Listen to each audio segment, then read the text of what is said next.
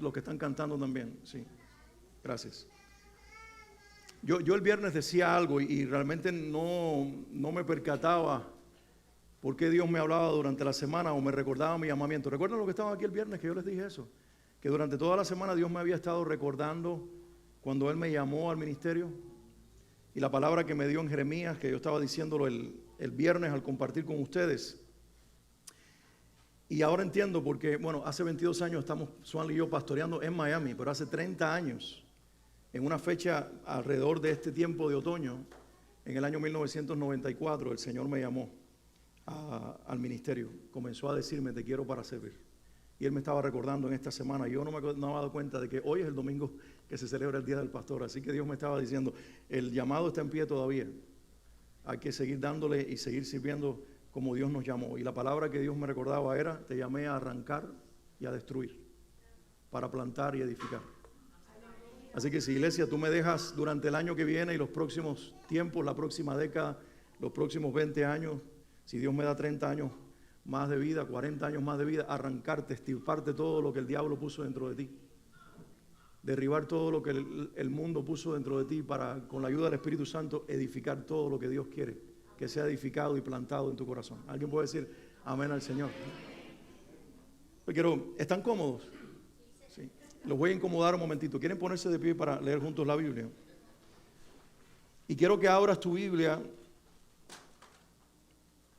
ya sea en tu teléfono o en la Biblia como la tengo yo, en que, por cierto, yo no soy antitecnología porque miren, aquí tengo mis notas, tengo una versión aquí en el teléfono, pero el Señor me ha insistido mucho en los últimos tiempos que vuelva a la Biblia escrita, y yo como que la había olvidado, pero me he dado cuenta de que me permite manejarme mejor con la Biblia cuando la tengo de papel, y hacer una anotación aquí, ir a la cita anterior que Dios me está mostrando. Entonces les aconsejo que sería bonito que regresáramos a la iglesia, aunque sea un extra, pero un extra necesario, con la palabra escrita y, si es posible, también un cuaderno de notas, o si sabes usar bien el dedo en tus notas, en el teléfono, porque un mensaje que no se anota es un mensaje que se olvida. Y es muy bueno que en la semana tú tomes las notas del domingo y en oración le pidas al Señor que te siga hablando con la palabra que Dios te ha dado. ¿Alguien puede decir amén a eso? El mensaje hoy se titula Cristo, nuestra ayuda oportuna. ¿Quieres decirlo conmigo? Cristo, nuestra ayuda oportuna. Y la base bíblica, por cierto, antes de leerlo, ayer yo envié un mensaje a todos los que están en el chat donde ponemos los anuncios. Levanten toda la mano todos los que están en el chat donde ponemos los anuncios. Excelente. Yo hice una trampa ahí. Yo dije que íbamos a hablar de Hebreos 4, del 14 al 26. Es que no llega hasta el 16 a propósito, y solamente Menéndez me mandó un mensajito. Solamente llega hasta el 16 y pasaste la prueba, fuiste el único que lo hiciste. Ah, bueno, está bien. Solamente quería incomodarlos. La carne que se alborote, me encanta eso, que nos defendamos. Aleluya, vamos a orar. Vamos a orar que ahora sea atada la carne en el nombre de Jesús. Señor, yo quería provocar esto. Porque tú tienes que darte cuenta que todos los días hay que morir al yo. ¿Verdad que nos gusta defendernos? Vamos a orar un momentito. Padre, en el nombre de Jesús. Padre, en el nombre de Jesús, oramos que hables a la iglesia hoy. Que hables a nuestros corazones. Que tú puedas darnos una palabra que nos enfoque a Cristo. ¿Alguien puede decirle junto conmigo, Padre, enfoca mi mirada en Cristo? Díselo de corazón, enfoca mi mirada en Cristo.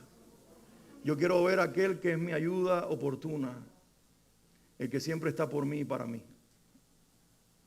el que nunca falla, el que nunca deja de ser. Alguien puede darle gracias al que nunca falla, al que nunca deja de ser, al que siempre está a tu lado, aquel que aunque parezca que no lo estás viendo hacer nada, lo está haciendo todo. Y Padre, queremos que hables eso a esta iglesia en este día, que muestres quién eres, pero que también nos hagas responsables de responder a ti, como tú quieres que respondamos para disfrutar el privilegio de ser ayudados por ti. Habla a nuestro corazón, en el nombre de Jesús. Amén y amén. La Biblia dice, mis hermanos, Hebreos, si ustedes lo tienen ahí, lo leen, lo siguen con la vista, Hebreos 4, 14 al 16, dice, por tanto, teniendo un gran sumo sacerdote que traspasó los cielos. ¿Alguien puede dar gracias a Dios por este sumo sacerdote que traspasó los cielos? Dice Jesús, el Hijo de Dios. Retengamos nuestra profesión. Porque no tenemos un sumo sacerdote. Miren esto qué precioso. Miren esto qué belleza. Alguien que pueda disfrutar lo que Dios está diciendo aquí. No tenemos un sumo sacerdote que no pueda compadecerse de nuestras debilidades, sino uno que fue tentado en todo, según nuestra semejanza, pero sin pecado. Acerquémonos pues confiadamente al trono de la gracia para alcanzar misericordia y hallar gracia. ¿Para qué? Alguien diga, y hallar gracia para el oportuno socorro.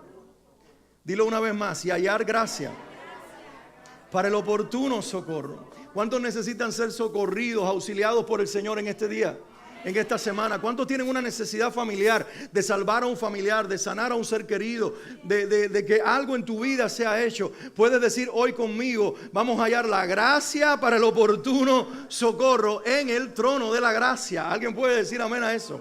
Que el Señor bendiga su palabra y habla a nuestros corazones. Y si estás admirando la gloria de Dios, dale un aplauso al Señor. Uno más para la gloria de su nombre. Puedes tomar asiento.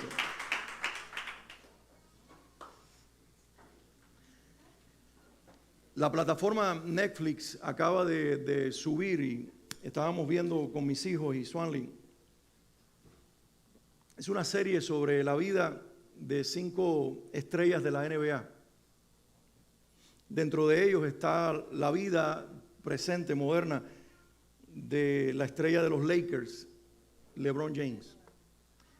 Ahora, hay una escena dentro de esa serie que es la que yo quiero traer a colación al mensaje hoy, y es un momento en que este jugador de la NBA, LeBron James, llega con sus 2 hijos más pequeños y su mamá a las facilidades de la universidad donde su hijo estaba estudiando. Y cuando él entra a esa facilidad, a esa habitación específica a la que entró con su familia, salió una joven al encuentro de LeBron y lo abrazó, y él la abrazó. Y él se viró para donde estaba su mamá y le dijo, mamá, quiero presentarte a esta joven porque ella fue la que le aplicó CPR. Ella fue la que le aplicó los primeros auxilios a mi hijo Bronny cuando se estaba muriendo de un ataque al corazón. Y en ese momento, mientras yo veía esa escena, yo me preguntaba y decía, ¿qué significará a partir de ahora? Porque hace un tiempo atrás, no sé si escucharon la noticia, el hijo de este famoso jugador con 18, 19 años, tuvo un ataque al corazón estando en una práctica de baloncesto de la universidad y casi pierde su vida. Y yo me pregunto y me preguntaba cuando veía este video, ¿qué significará para esta familia en este momento la vida de esa mujer? Una muchacha joven que se encontraba en el lugar indicado, en el lugar correcto, con la actitud correcta y con el poder del conocimiento para saber qué hacer para salvarle la vida a un jovencito que la estaba perdiendo delante de ella. Y yo sé que ella es solamente un eslabón en esa gran cadena de gracia preventiva que Dios usaba para salvarle la vida física a un muchacho que todavía no lo conoce. Porque después vino el rescue y aplicó todo el conocimiento para seguir sacándolo de ese ataque al corazón, y luego los especialistas en la emergencia, y luego los cardiólogos y los cirujanos que aplicaron el conocimiento para ayudarlo en su problema cardiovascular. Sin duda es Dios usando muchos canales, pero voy a usar esta vez esta expresión otra vez más: la gracia preventiva. Di conmigo, la gracia preventiva.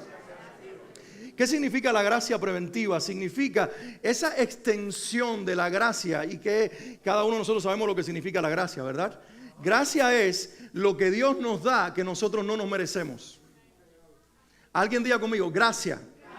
Y diga ahora conmigo, gracia es lo que Dios me da que yo no me merezco. Dilo otra vez más, gracia es lo que Dios me da que yo no me merezco. Ahora, los cristianos tenemos un problema. Nosotros pensamos que la gracia de Cristo comenzó cuando nosotros llegamos a Cristo. Y en realidad la gracia de Dios es preventiva. Él te estaba guardando en gracia y dándote lo que no te merecías antes de que lo conocieras, porque eso te estaba protegiendo para mostrarte su amor y salvarte en su amor. No sé si alguien me está entendiendo. Pero ese rayo que no te partió por la mitad cuando tú estabas afuera en un terrible aguacero, tormenta, eso fue Dios librándote. Ese accidente en el que no perdiste la vida y todavía no eras cristiano, no fue la suerte. Alguien diga conmigo, no fue la suerte. Fue la gracia preventiva de Dios. Él dice, yo hago salir el sol sobre bueno y sobre mal. Más bien, la Biblia dice, siempre me equivoco. Me corrigió el Señor el otro día. Yo estaba diciendo eso y el Espíritu Santo me habló y me dijo, no digas más malos y buenos. Es justos e injustos.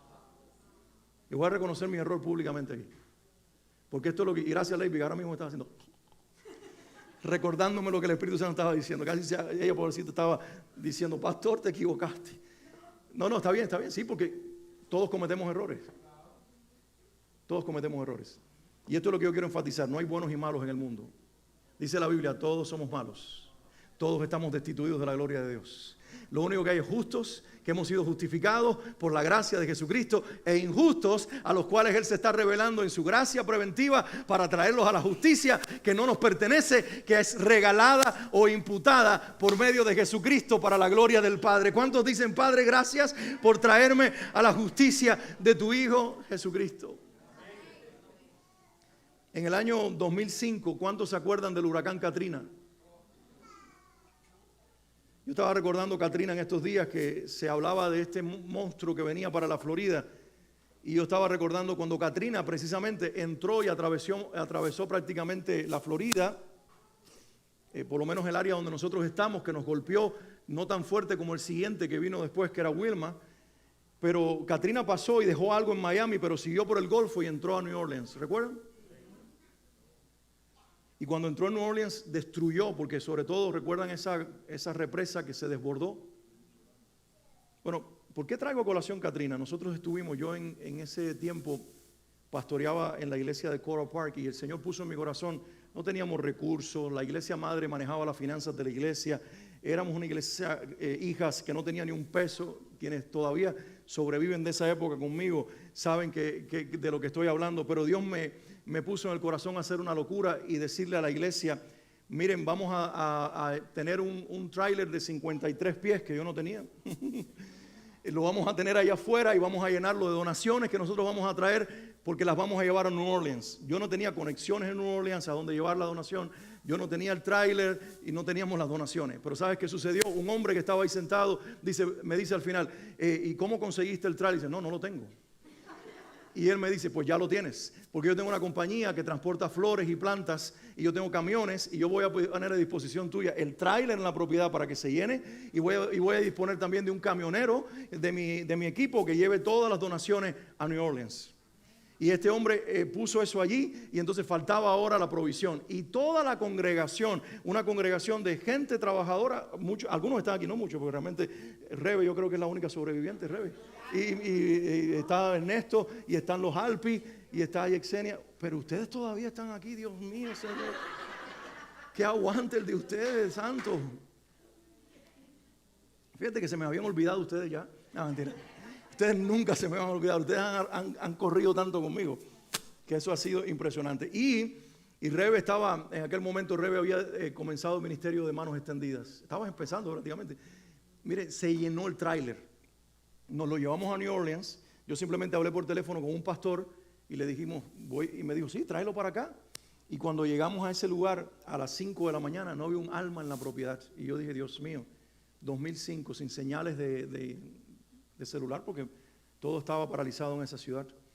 Había pasado más o menos, un poquito menos de un mes que el huracán Katrina pasó, pero mi hermano, el pastor llegó fielmente ahí a la propiedad con varios voluntarios y nos dijo, mira, todavía no vamos a bajar las donaciones porque necesita llegar más gente del equipo para bajarlo todo, pero vamos a repartir todo esto en la comunidad. Si ustedes se van a quedar con nosotros algunas horas más para repartir todo esto, pero queremos llevarlos a desayunar y queremos llevarlos también a mostrar lo que ha pasado en la ciudad, porque ellos estaban un poquito más apartados y por eso, aunque se había inundado el templo, ellos ya habían logrado quitar el sheetrock de la mitad para abajo, habían logrado salvar varias pertenencias, estaban bien en relación con otras comunidades del área, pero fuimos, desayunamos en un lugar que estaba abierto y después nos llevaron en un van de la iglesia al centro de la catástrofe. Yo recuerdo haber ido a un vecindario de gente millonaria, que quedaba muy cerca de la represa, donde la montaña de lodo llegaba a la altura del techo y había gente con mucho dinero escarbando en el lodo para tratar de entrar a su casa a ver si algo de lo que se les había perdido era rescatable. Y fue una escena dantesca. Y el olor que todavía yo al hablarles lo recuerdo, el olor a muerte en esa ciudad era impresionante, de cuerpos muertos. Pasar por las calles y ver los círculos donde había cuadrantes marcando diferentes estadísticas, y las personas de la iglesia me decían, el cuadrante de la parte inferior derecha, los números que están dentro de ese cuadrante son la cantidad de muertos que hubo en ese edificio. Nos paramos frente a una iglesia adventista y en ese círculo, en el cuadrante inferior derecho, decía 45 personas. 45 era el número, 45 personas habían fallecido en esa catástrofe en ese lugar. Pero esto es lo que quiero contarles. Llegamos a un vecindario, había unos Mercedes-Benz que habían sido dejados abandonados con las puertas abiertas en el medio de la calle. Los dueños en ese momento no le tuvieron valor a un carro de $100,000. Salieron corriendo y lo dejaron. Y estábamos caminando un barrio de afroamericanos. Y recuerdo que nos empezamos a mezclar entre los vecinos que estaban en las calles moviendo sus escombros. Y yo me detuve, yo solito, a hablar con una señora afroamericana en mi broken English. Y a decirle, señora, ¿cómo usted está? Y ella comenzó a contarme y ella me dijo, yo soy una mujer muy anciana. Por eso cuando las autoridades me dijeron que me fuera de este lugar, yo preferí quedarme. Mi familia vive en otra ciudad, yo vivo sola en esta comunidad. Yo quise quedarme en mi casa y luego porque no me di cuenta de que era mejor salir a tiempo. Y de momento empecé a ver que el agua comenzó a entrar por debajo de la puerta de mi casa. Y el agua comenzó a subir poco a poco. Y estoy hablando de una sobreviviente. Recuerden que había miles de personas que murieron en ese desastre. Y aquí tengo una anciana de más de 80 años que no podía salvarse a sí misma, que me está diciendo, contando la historia de cómo casi se muere. Y yo estaba en mi sorpresa y le digo, creo que esta historia yo nunca la he compartido con nadie. El Señor me estaba recordando esta historia en estos días. Y esta mujer me dice, pero cuando yo estaba desesperada dando gritos porque el agua estaba a la altura de mi pecho y yo estaba dando gritos porque sabía que me iba a morir, de la nada entró una persona nadando, entró a mi casa, no sé cómo entró, rompió una ventana, entró y me dijo, señora, no se preocupe, yo la voy a salvar. Usted agárrese de mí. Ese hombre dice, nadó, la metió por un orificio de una ventana rota, la puso en el techo y entonces vinieron rescatistas que estaban en ese lugar. No sé cómo lo hicieron, no sé cómo fue el rescate, no fue si fueron. Ella no sabía explicarme nada. Ella lo único que me dijo es, y te puedo decir algo, los ángeles son negros. Porque ese ángel era negro. Y me recordó al pastor. El pastor Beguilla, que fue un profesor que tuve en el seminario, él contaba su testimonio en París, Francia, cuando él estaba perdido en el aeropuerto de París y de la nada llegaron dos hombres de más de 6 pies de estatura, uno muy rubio y el otro muy negro. Le hablaron en perfecto español, tomaron sus maletas y lo llevaron hasta un lugar donde él podía recibir su ticket para la conexión, porque nadie lo estaba esperando. Le hablaron en perfecto francés a la mujer, se sonrieron y se fueron. Y él siempre decía, no sé de dónde salieron esos dos hombres, pero yo estoy casi seguro, esa es mi convicción, eran dos ángeles, uno era rubio y el otro era negro. ¿Por qué? Porque nosotros nos reímos. Porque Dios, así como hizo los hombres de todos colores, ¿por qué no puede haber hecho los ángeles de todos colores? Y esa mujer con convicción me decía, era un ángel. He was an angel and he was a black angel. Y eso es muy bueno porque así sabemos que algunos dicen que the black angel es the devil. And ella estaba diciendo, no, he was the angel of the Lord. Me salvó. ¿Sabes por qué? Porque Dios es nuestro oportuno socorro. Cuando Él no puede usar humanos, usa ángeles, pero Él siempre salva al que clama, al que lo busca, al que cree. Y esa mujer de 80 y tantos años me decía, Jesus Christ is my Lord, I praise His name, He is my Savior, He was before and He's after the hurricane, He is my Savior. Ella decía como buena afroamericana, aleluya. Y la casa estaba destruida. Y él, aleluya. Y yo estaba erizado. El olor a muerto casi ni lo podía oler. Porque la vida estaba delante de mí. Porque Dios había querido dejar a una anciana indefensa que no se podía salvar de una inundación, para dejarnos saber que lo que tú no puedes hacer, lo puede hacer Él por ti, porque te ama. Te ama, te ama. Te ama y hará lo que tenga que hacer. Miren, este pasaje que yo les compartí a ustedes, se lo quiero leer en la versión TLA, la traducción en lenguaje actual, creo que se llama TLA. Y la TLA dice, miren, préstenle atención porque me encanta el lenguaje que usa. Dice, Jesús es el Hijo de Dios y es nuestro gran jefe de sacerdotes que ha subido al cielo. Por eso debemos seguir confiando en Él. Esto me encanta lo que dice a continuación. Dice, el diablo le puso a Jesús las mismas trampas que nos pone a nosotros para hacernos pecar. Solo que Jesús nunca pecó. Por eso, alguien diga conmigo, por eso. Por eso Él puede entender que nos resulta difícil obedecer a Dios. Así que, alguien diga conmigo, así que, cuando tengamos alguna necesidad, ¿cuándo? Cuando tengamos alguna necesidad. ¿Cuándo, iglesia? Cuando tengamos alguna necesidad de cualquier índole, acerquémonos con confianza al trono de Dios, porque Él nos ayudará, porque Él es bueno y Él nos ama. Amén. ¿Alguien puede decir amén?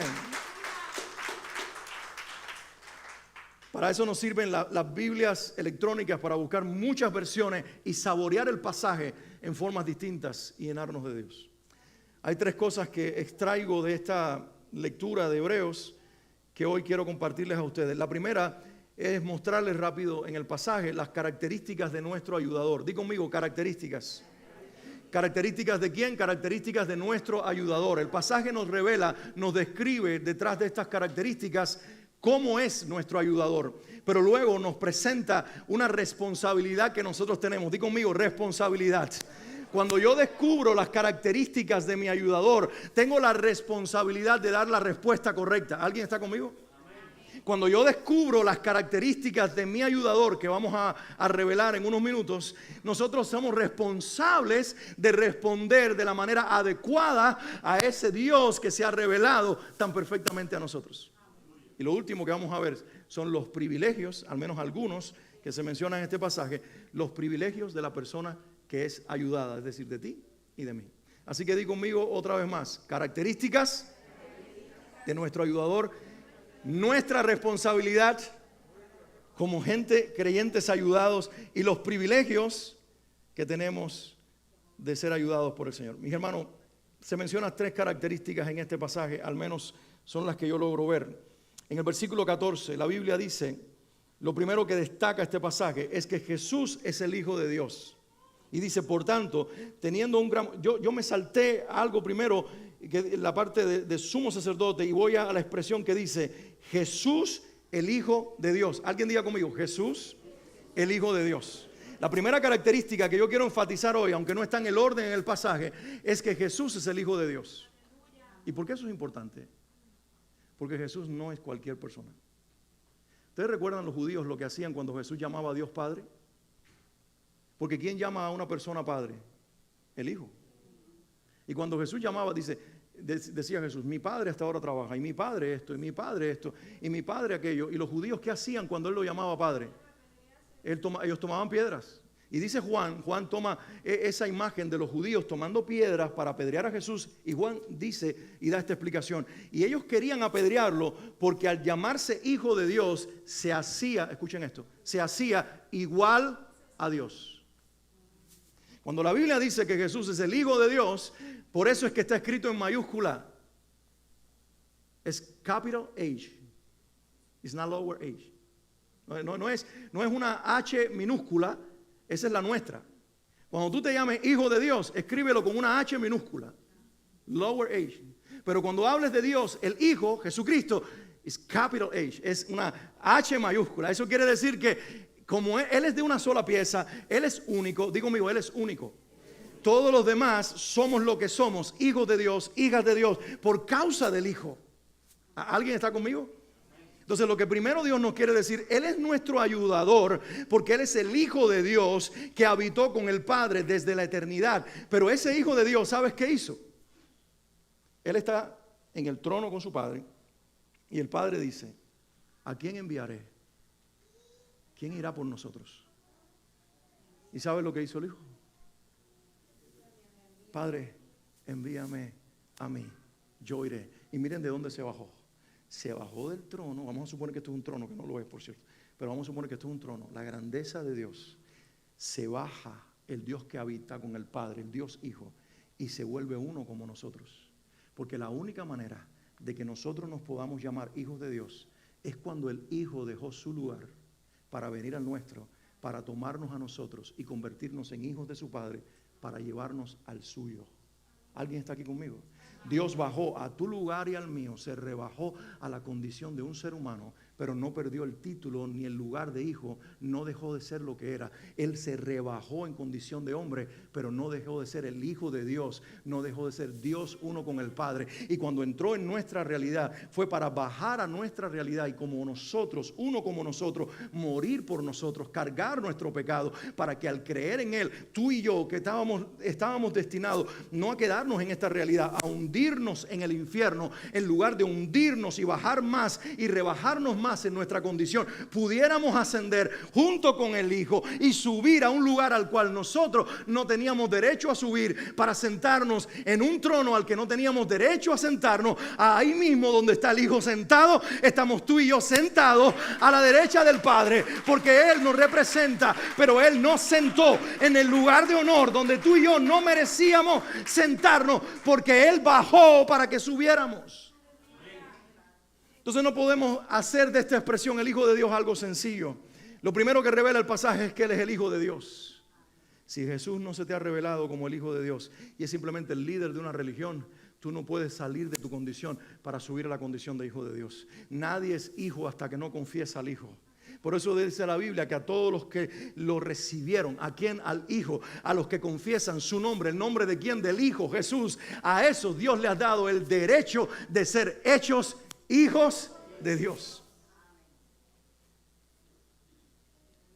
Pero luego el pasaje nos muestra su carácter y nos dice que este Dios, versículo 15, este Hijo de Dios que se encarnó, que se hizo hombre, lo hizo en realidad porque es un Dios compasivo y un Dios santo.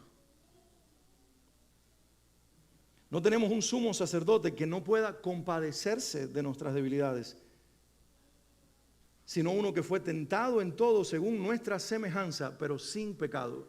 Entonces tenemos ahí la expresión de que Él se compadece. Y luego cuando dice que Él es sin pecado, habla de su santidad. Alguien diga conmigo, compasivo y santo. Y esto parece ser incompatible, porque la compasión es apiadarse. La palabra compasión en el hebreo de la Biblia en realidad significa corazón que se inflama, corazón que aumenta de tamaño. Cuando en la Biblia, sobre todo en el Antiguo Testamento, que fue escrito en hebreo, tú lees la palabra compasión con relación a Dios, en este caso con relación a Jesús, el Hijo de Dios, o el Dios que se hizo hombre, lo que está diciendo literalmente es que el corazón de Jesús se inflama, se hace grande. ¿Y por qué se inflama? No se inflama de ira, no se inflama de odio, no se inflama de enojo. ¿Sabes de qué se inflama? De compasión. ¿Sabes qué es la compasión? Es todo lo contrario a la lástima. La lástima es ver a una persona en un problema y sentir dolor por la persona y decir pobrecito y no hacer nada, porque no podemos hacer nada la mayoría de las veces. ¿Y qué le tenemos a esa persona? Lástima.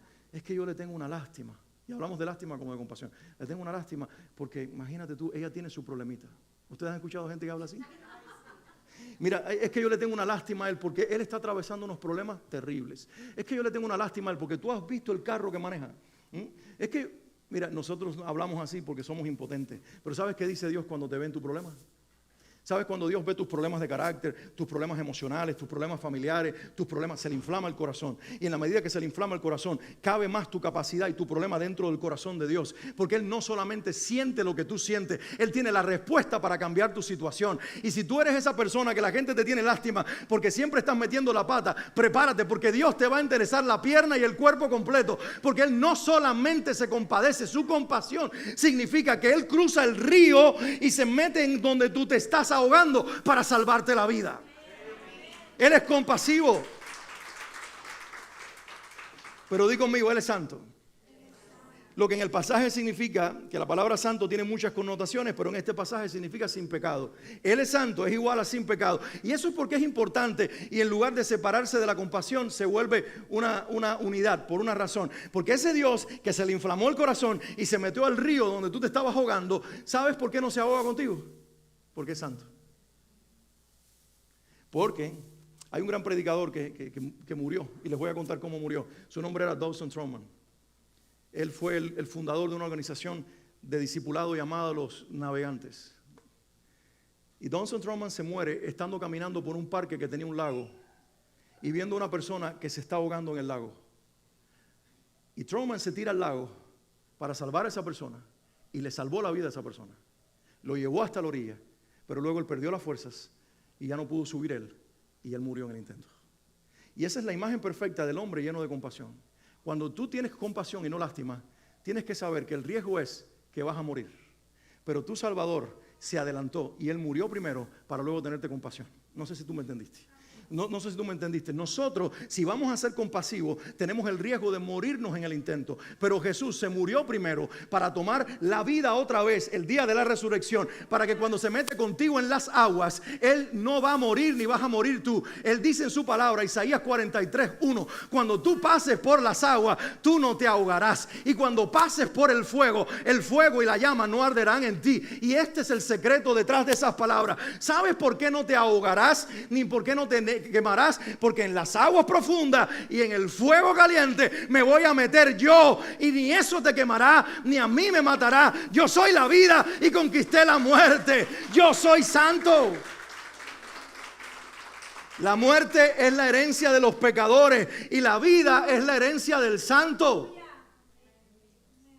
Pero qué tremendo que tú y yo, siendo pecadores, que nos merecemos la muerte, el santo murió por nosotros para regalarnos la vida. Y el pasaje también nos revela, como una tercera característica, su obra. Di conmigo, su obra. No solo su naturaleza, ¿quién es Él? Él es el Hijo de Dios. No solamente su carácter, lo que Él expresa de su personalidad, de su ser compasivo y santo, según el pasaje, nos muestra su obra. Y me encanta la expresión que la Reina Valera usa, y por eso uso esta expresión ahora al compartirlo con ustedes. Dice, traspasó los cielos. Lo primero que se destaca aquí es que traspasó los cielos. Alguien diga conmigo, traspasó los cielos. En la otra versión dice que entró al cielo, pero voy a decir ahora, traspasó los cielos. Me gusta esa expresión, porque hay más de un cielo. Alguien no me está escuchando. Alguien se perdió. Di conmigo, hay más de un cielo. Dile otro, hay más de un cielo. Claro, si yo abro la puerta y les señalo hacia arriba y yo les digo, ¿qué es eso? ¿Qué van a decir ustedes? El cielo. Pero no es el único. No, esa es la atmósfera terrestre, que le llamamos, mire, en inglés me encanta, porque en inglés no se dice una sola palabra. Si yo digo, what is that? Ellos van a decir, that's the sky. Pero cuando se habla, es que el inglés es medio fino, y la gente habla así como, that's the sky. Entonces, pero por lo menos así habla Michi. Pero cuando se habla del cielo de Dios, la palabra es heaven. Porque la Biblia te habla de primer cielo. Digo conmigo, primer cielo. Segundo cielo, el espacio, el universo, como dicen los científicos, donde habitan las galaxias y donde están los extraterrestres. Claro, son seres angelicales caídos, interdimensionales. Claro, sí, los extraterrestres existen, están en la Biblia. Lo único que no son otras civilizaciones, son criaturas angelicales. Que dice la Biblia que ahí opera el príncipe de la potestad del aire. ¿Saben quién es? Satanás. Está en el segundo cielo. Cayó del cielo de Dios y se quedó ahí en el universo, en el espacio, para meterse en el cielo terrenal cuando Adán le diera control. Pero luego está, ¿qué cosa? El tercer cielo. ¿Y sabe quién reina desde el tercer cielo? El Rey de Reyes, el Señor de señores. Ahí está su trono. Dice grande y sublime. Sus faldas cubren todo ese lugar. Y Él está ahí sentado. Y dice que tiemblan las columnas de ese templo cuando los seres vivientes cantan delante del trono. Santo, santo, santo. Es el que era, es el que es y es el que ha de venir. Aleluya.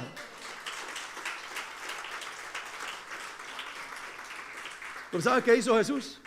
Jesús vino en forma de embrión, naciendo de una mujer, como un ser humano, 100% hombre, sin dejar de ser 100% Dios. Atravesó la vida, 33 años y medio, ministrando desde los 30 años, haciendo milagros, levantando un grupo de 12 discípulos, con uno que no era de él, que era un traidor, pero 11 que iban a proclamar el evangelio y otros más que vendrían. Y después terminó en una cruz crucificado. Y en esa cruz el diablo al inicio comenzó a celebrar la victoria. Hemos vencido al Hijo de Dios. El segundo Adán no pecó, pero lo matamos.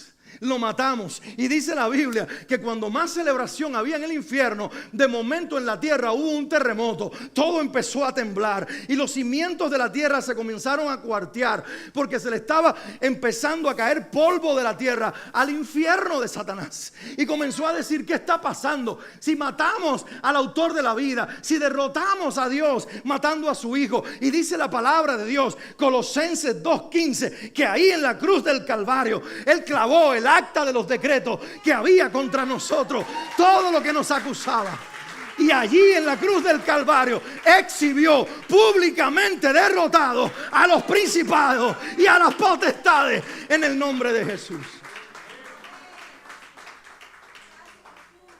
Pero en la escena terrenal los seres humanos estaban llorando. Bajaron el cuerpo. José de Arimatea lo lleva a su tumba sin estrenar. Lo sepultan y todo el mundo llora la muerte, al menos sus seguidores, de este Señor. Pero dice que mientras lloraban su muerte, el alma incorruptible de Jesús bajó al infierno.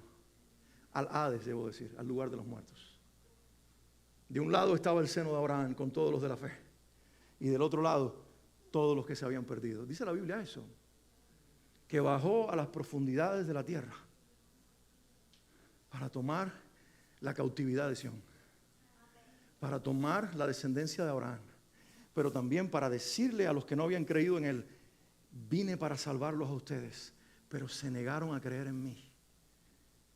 Y yo, que era para ustedes salvación, me he convertido para ustedes en condenación. Pero tomó a todo el que había creído: David, Abraham, Daniel, José, Jacob, y cada uno de los patriarcas de Israel, y los nombres conocidos de la Biblia y los desconocidos, y los tomó a ellos, y tomó tu fe y la mía, y con toda esa autoridad de la resurrección, no solamente se levantó de la tumba, traspasó los cielos. Porque cuando María lo ve en ese momento de la resurrección y lo va a tocar, ella lo va a tocar después, pero en ese momento le dice: no me toques, porque todavía no he ido al Padre. Jesús se encuentra con María en el momento de la transición, que viene del infierno, del Hades, resucitó su cuerpo y se quedó para demostrarle a esta mujer que había resucitado, pero ella no lo puede tocar porque Él está cargando la gloria de la resurrección, llevando todas las almas de los que habían muerto en Él al cielo, para que nunca más estén debajo de la tierra, y para que se diga después en el libro de Filipenses que ahora las rodillas comienzan a doblarse de los que están en los cielos, de los que estamos en la tierra y de los que están debajo de ella, porque ahora el orden se alteró. Ya no hay un seno de Abraham, sino que hay un reino del Hijo amado, al cual entran directamente los hijos de Dios, porque Él traspasó los cielos.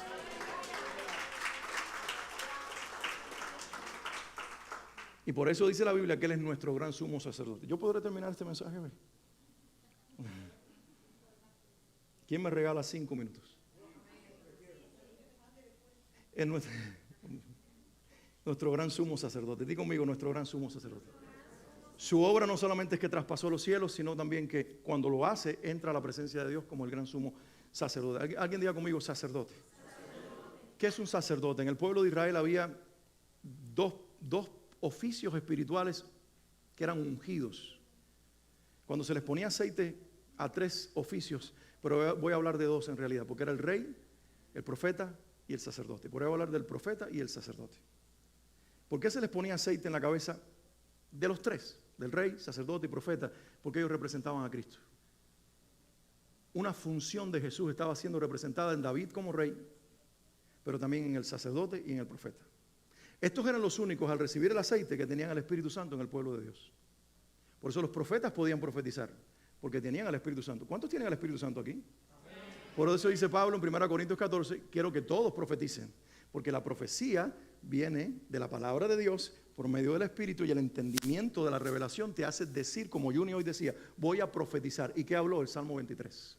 Y lo volvió vida para nosotros, porque ella ahora, junto contigo, ha sido declarada, todo el que ha creído, sacerdote y profeta de Dios, para la gloria del Rey, en el nombre de Jesús. Ahora, el profeta, voy a explicar esto, era alguien llamado por Dios para representar, no pierdan atención a esto, para representar a Dios delante del pueblo. ¿A quién representa el profeta? A Dios. Él habla de parte de Dios, tiene una palabra en la boca que primero arde en el corazón. Él habla lo que Dios le dijo que dijera al pueblo. ¿Alguien entiende? ¿Ese es él? ¿Quién es ese? No, el profeta. Por eso pregunto, porque se confunde. El profeta habla de Dios al pueblo. Voy a decirlo una vez más. El profeta habla de Dios al pueblo. ¿Quién es ese?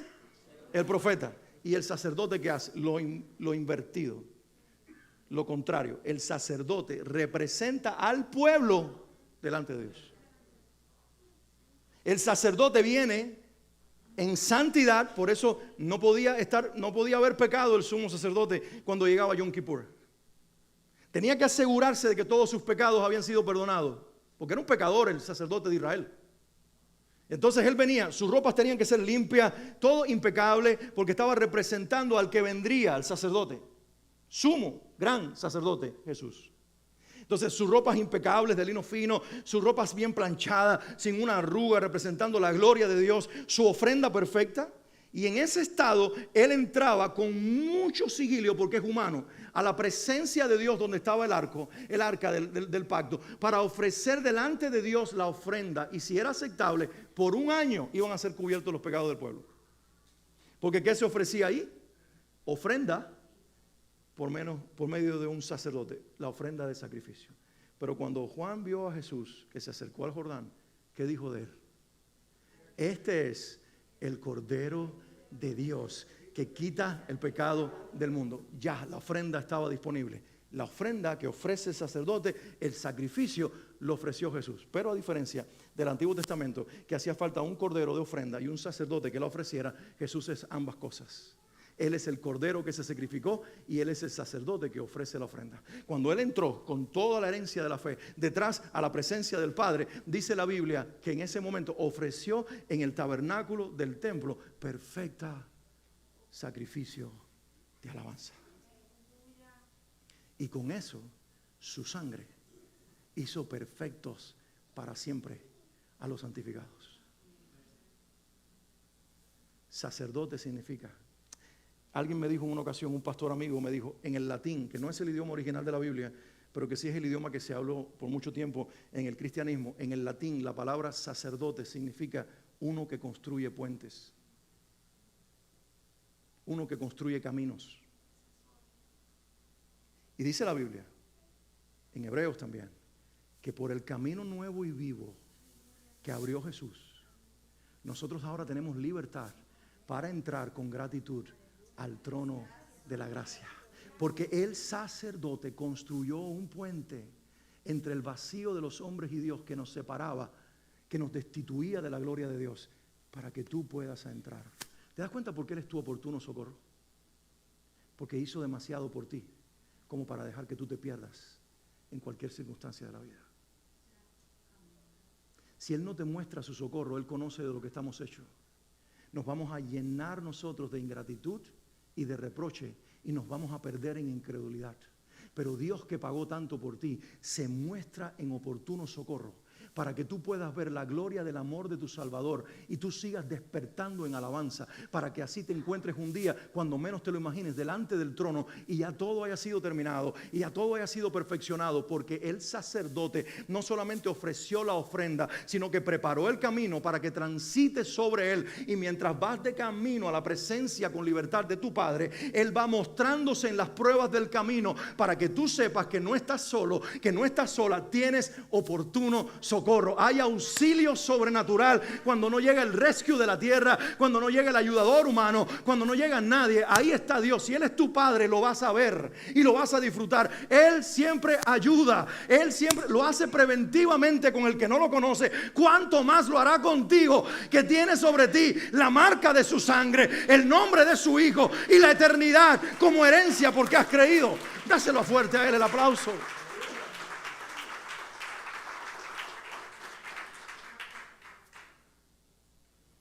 ¿Cuál es nuestra responsabilidad cuando descubrimos todo eso de este ayudador divino que nosotros tenemos? El pasaje solamente hace usa una sola expresión. Él nos llama en el versículo 14 a retener nuestra profesión.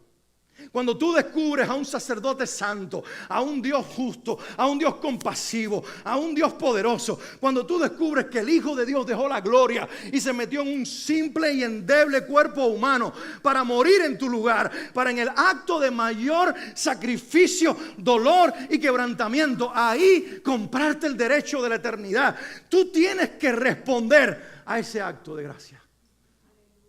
Y dice la Biblia que la respuesta es todos los días reteniendo nuestra profesión. La palabra retener en ese idioma que se escribe esa carta, que es el griego de la época, mira todo lo que significa retener. La palabra que se usa, la palabra griega que se traduce retener en nuestro idioma, significa agarrar. Es como que tú sabes que este es mi poste de salvación y entonces yo me voy a agarrar de él, pero trata de quitármelo, que yo estoy prendido. Es más, si me voy a meter aquí cola loca de esa, pegamento de eso que crazy glue, así, crazy, me voy a ver crazy. Crazy glue, yo parece juego, pero así te tienes que aferrar de Jesús. De noche y de día, día y noche, noche y día y noche. Así tiene que ser, aferrado. ¿Sabes por qué? Porque eso es retener tu profesión. Hay vientos contrarios, hay un huracán de maldad que está soplándote para moverte. Porque cuando vienen los vientos categoría 7 del infierno, no 5, y comiencen a soplar, si tú te agarraste fuerte, mira, déjame decirte algo, este poste de salvación es vida y tiene brazos. Tú te agarras de él y él te agarra de ti, y vamos a ver quién te puede mover. La palabra significa comprender, captar. Tú te agarras porque tú entendiste quién es esa persona a la que tú te estás aferrando. No es un poste de madera, no es un poste de metal, no es una cruz que está ahí puesta endeble. Es una persona, es el Hijo de Dios. Él venció la muerte, Él venció el pecado, Él venció al infierno. Él es Dios y está conmigo. Lo he entendido y me he agarrado. La palabra significa obtener y alcanzar. Entendí quién es Él y entendí lo que tengo en Él. Por eso me aferro a Él para poder obtener lo que Él me prometió. Porque la eternidad es de los que perseveran. Y por último, ¿saben qué significa la palabra? Tomar posesión. Cuando tú te agarras de Cristo, Él te permite poseer lo que es de Él y disfrutar mientras vas en el camino de la vida la herencia de hijo que Él recibió por derecho propio del Padre. Él te la dio cuando tú creíste en Él y permaneces en Él por medio del Espíritu que clama dentro de ti. Abba, Padre. Alguien levante la mano conmigo, la mano derecha. Sabe que somos de la derecha y no de la izquierda. No estoy hablando de la tierra, no estoy hablando de la tierra, no. Estoy hablando del cielo, porque dice la Biblia que pondrá a su derecha a sus ovejas y a su izquierda a sus cabritos. Vamos a levantar la mano derecha. Vamos a levantar la mano derecha y di conmigo: voy camino al cielo. Y aunque soplen vientos que me quieran separar de la presencia de mi Padre, me voy a agarrar de Él, porque Él se agarró de mí, porque he entendido que Él es mi salvación. Voy a retener y mantener lo que he recibido, porque he tomado posesión por la fe en Jesucristo de la tierra a la que entraré, la tierra prometida, la eternidad con mi Dios. Dale un fuerte aplauso al Señor Jesús.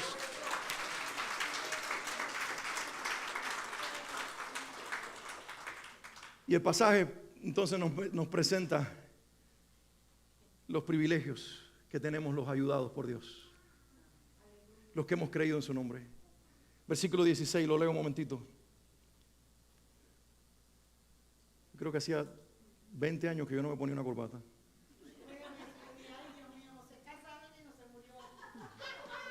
Bueno, sí, tengo un funeral hoy, pero no es por eso que la tengo puesta. Sí, pero no, pero me la puse porque dicen que por sus corbatas los conocerán.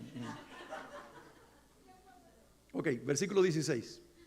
Dice, acerquémonos. Alguien diga conmigo, acerquémonos. Con confianza. Dice aquí, confiadamente. ¿A dónde? ¿A dónde? ¿A dónde? Al trono de la gracia. ¿Cuándo? ¿Cuándo? No, escuche. Voy a preguntar una más. Vamos a acercarnos confiadamente. ¿A dónde? ¿A dónde, iglesia? Al trono de la gracia. ¿Cuándo? Ahora.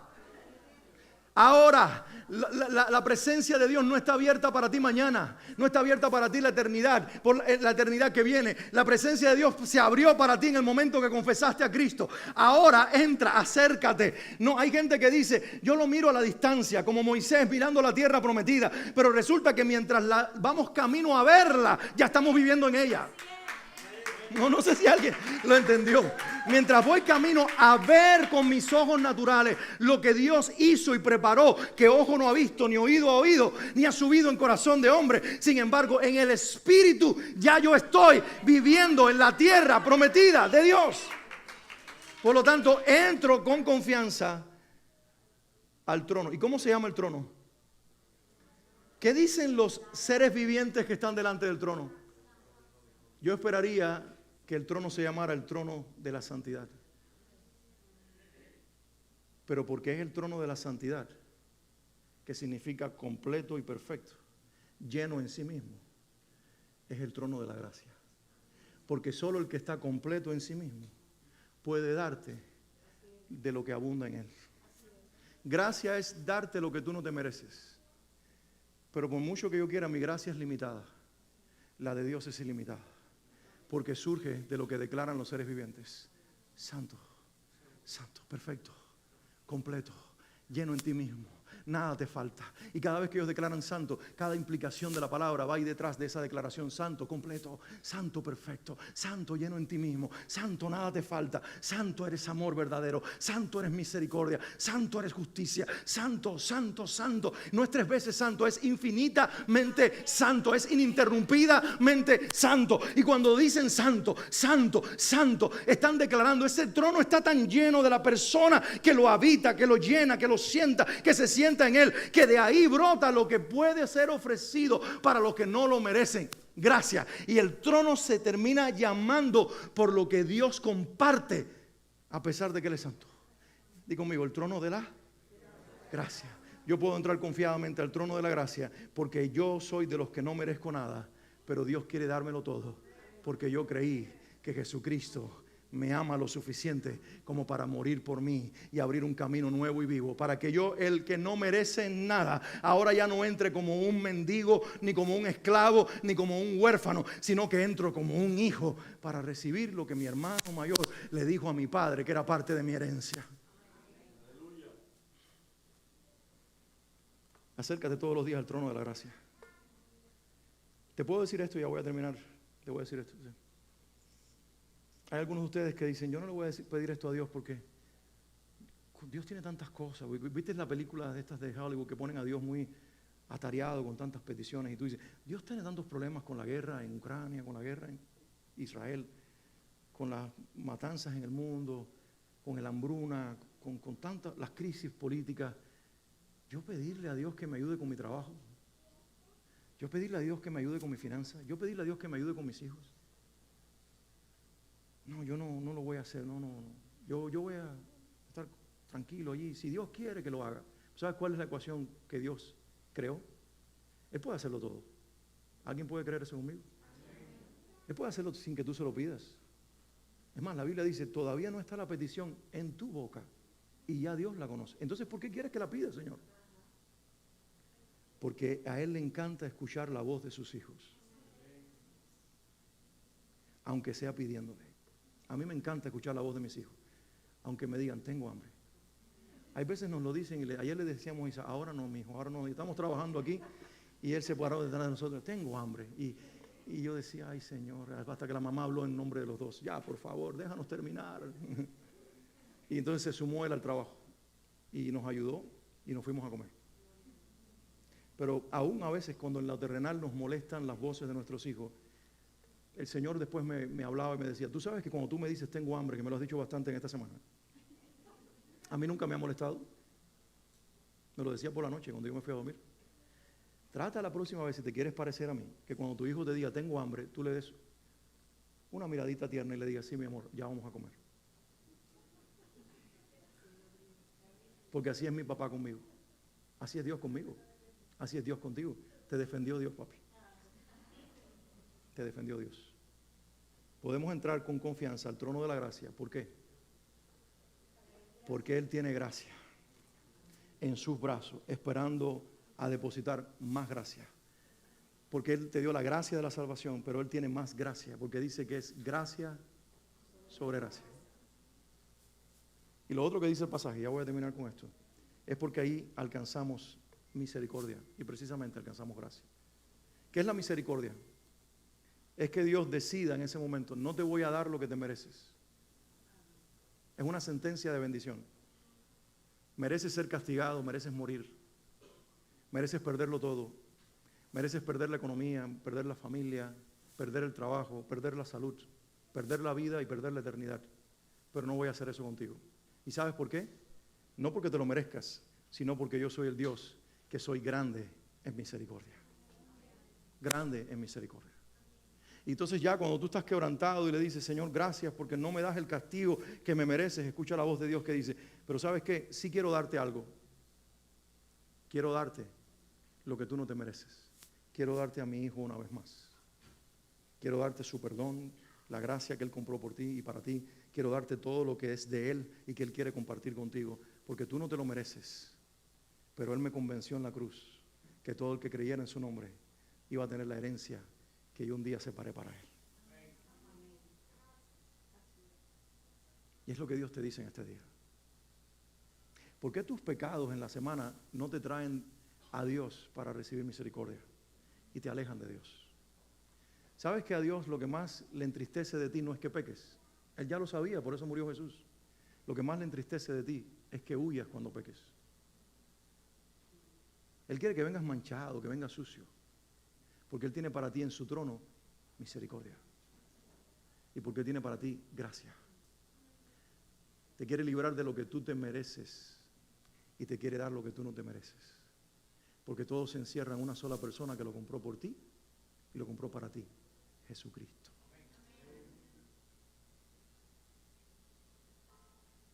¿Por qué no cierras tus ojos un momento? Y le das gracias a Jesús. Fran, puedes subir al piano un momentito. Y mientras permanecemos así, cada uno con su rostro inclinado, sus ojos cerrados, yo voy a invitar aquí un momentito a todo el que en esta semana, por alguna razón, no se acercó a la gracia.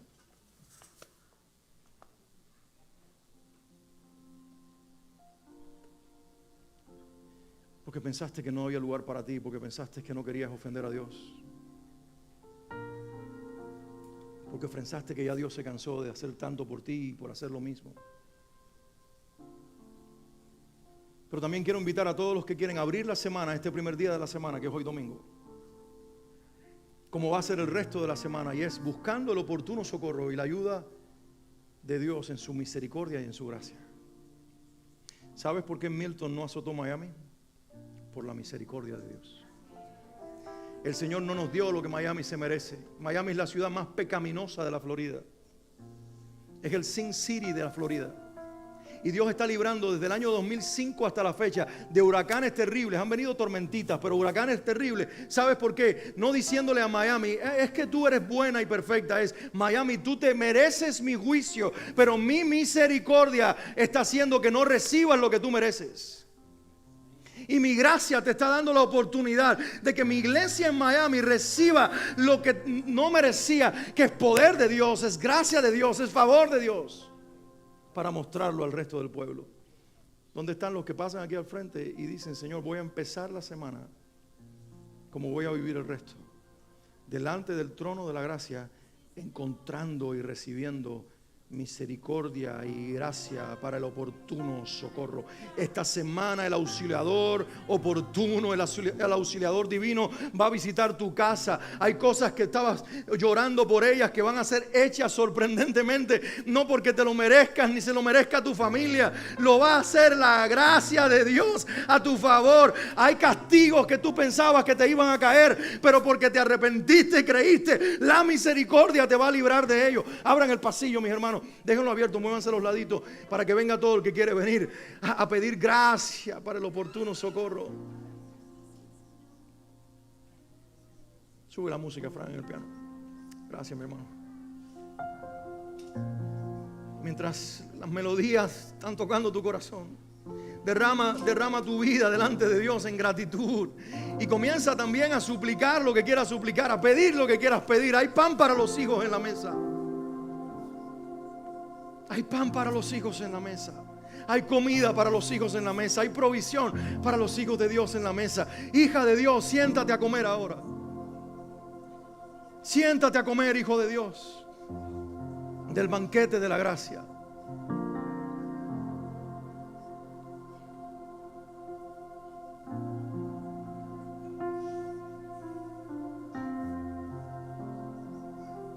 Aleluya.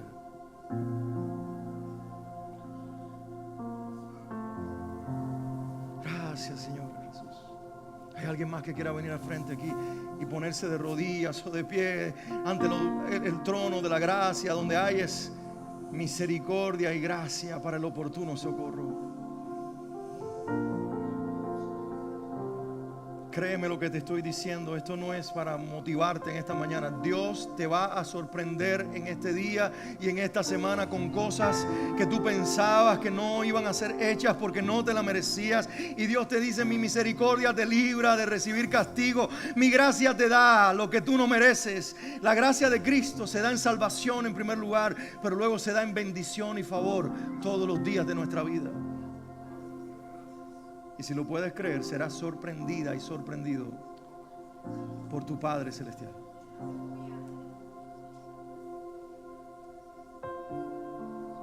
Yesenia, le cantamos a Dios.